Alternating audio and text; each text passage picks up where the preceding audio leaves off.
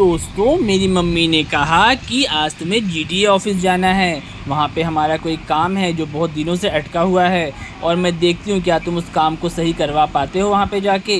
दरअसल हमने एक मकान लिया था और उस मकान के चक्कर में हमें कई बार जीडीए ऑफिस जाना पड़ा, क्योंकि हमारा जो मकान था वो हमने जिनसे भी लिया था उन्होंने सारे पेपर्स क्लियर करके नहीं दिए थे और वो हमें बेच के चले गए। और वो कहाँ गए हमें ये भी नहीं पता। तो जब भी आप लोग भी मकान ख़रीदें तो आप सारे पेपर्स चेक कर लें और ये ज़रूर चेक कर लें कि कितनी पार्टीज़ थी ख़रीदने और बेचने वालों के बीच में। तो हम बहुत परेशान हुए उस टाइम पे कि भाई पूरा इन्होंने पूरी कीमत भी ले ली हमसे और इस तरह इन्होंने धोखाधड़ी की और फिर चले गए ये लोग यहाँ से बेच बाच के। और जो हमारा जो ब्रोकर था जो बीच में था उसने कहा भैया हमें भी कुछ नहीं पता, एक बार प्रॉपर्टी बिक जाती है ना तो उसके बाद सब अपना पल्ला झाड़ लेते हैं।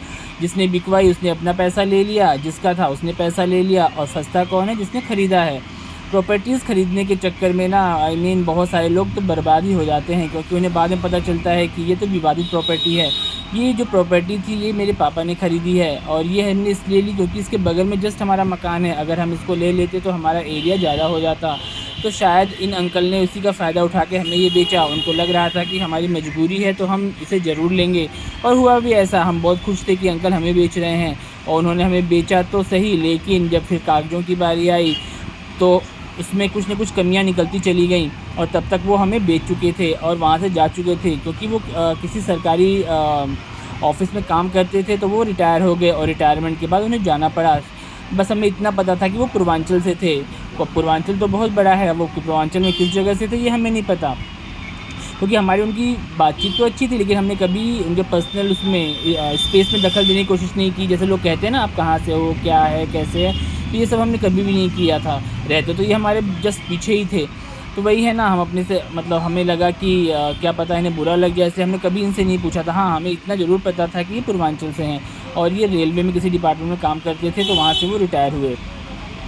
उसके बाद फिर क्या था कि अब हमें जीडीए के ऑफ़िस के चक्कर काटने पड़ रहे थे। तो मम्मी ने कहा कि एक बार तुम भी जाके देखो जो कमियां हैं क्या वो तुम सही करवा पाओगे। तो मैं भी निकल गया अपनी स्कूटी पे जीडीए के लिए। मुझे पता था कि मम्मी मुझे भेजेगी तो ज़रूर, लेकिन शायद मैं उस काम को करवा भी लूँगा। और पापा तो बहुत ही ज़्यादा सीधे हैं।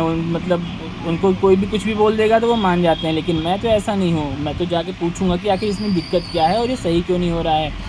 तो गर्मी इतनी ज़्यादा थी आज, इतनी गर्मी ज़्यादा थी कि बाहर निकलने का बिल्कुल ही मन नहीं कर रहा था। लेकिन मम्मी ने कहा कि गर्मी है तो क्या हुआ, तो लोग सड़क पे जा नहीं रहे हैं क्या? जिनको जो काम करना है वो कर नहीं रहे हैं क्या? गर्मी सिर्फ तुम्हें ही लग रही है, औरों को नहीं लग रही है? मम्मी की बात मुझे बहुत चुभ गई। मैंने कहा ला मम्मी हेलमेट दे, मैं अभी जाता हूँ। और देखिए मैं पूरा मेरे घर से जो जीडीए ऑफिस है वो काफ़ी दूर है, तो मैं चलते जा रहा हूँ और पसीने पसीने होते जा रहा हूँ। लेकिन फिर मैंने सोचा अगर मैंने ये काम करवा दिया तो मम्मी ज़रूर बोलेगी कि हाँ मेरे बेटे ने ये काम करवा दिया जो मेरा पति नहीं करवा पाया कभी। तो मैं निकल पड़ा और पापा कह रहे थे कि वहाँ जाके ज़्यादा गुस्सा मत होना, अगर कोई कुछ बोलता है तो उसे शांति से सुनना। मैंने कहा पापा मैं क्यों गुस्सा होऊंगा, वो अपना काम करेंगे, मैं अपना काम करूँगा। कम से कम उन्हें समझा तो दूँ कि मैं आया किस लिए हूँ और आपने 4 चक्कर हमारे लगवा दिए, जबकि सब कुछ क्लियर है। बस जो भी गलती हो हमें बता दीजिए जो भी हुई है। तो अगर किसी भी तरीके से अगर वो हो जाए तो कम से कम हम वो चीज़ ना भी करवाएं ना तो कोई दिक्कत नहीं होगी, लेकिन हाँ दोबारा हमें इस प्रॉपर्टी को सेल करने में दिक्कत हो जाएगी। उन अंकल ने तो हमें चिपका दी प्रॉपर्टी, लेकिन हम जब किसी और को देने जाएंगे वो प्रॉपर्टी तो भैया आजकल तो कोई आंख बंद करके लेगा नहीं, जैसे हमने ले लिया वो तो सारी जांच पड़ताल करके ही लेगा। तो फिर बस यही दिक्कत है कि आगे रीसेल में हमें दिक्कत होगी। और क्योंकि मेरे पापा भी गवर्नमेंट जॉब में ही हैं और एट दैट टाइम अगर वो रिटायर होते हैं तो क्या पता हम यहाँ ना रहें और प्रॉपर्टी हमें सेल करनी पड़े।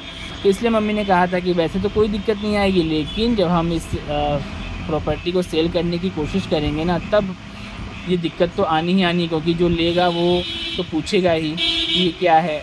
तो फिर इस तरह करते देखिए मैं जीडीए ऑफिस के जस्ट बगल वाले रोड पे आ गया।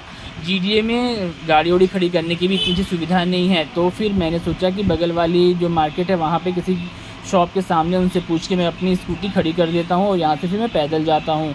उसके बाद क्या था, मैंने जहाँ पे स्टैम्प पेपर वगैरह बिकता है तो मैंने वहाँ पे अपनी स्कूटी लगा दी। उनसे पूछ भी लिया कि आपको कोई दिक्कत तो नहीं, तो उन्होंने कहा नहीं बेटा हमें कोई दिक्कत नहीं।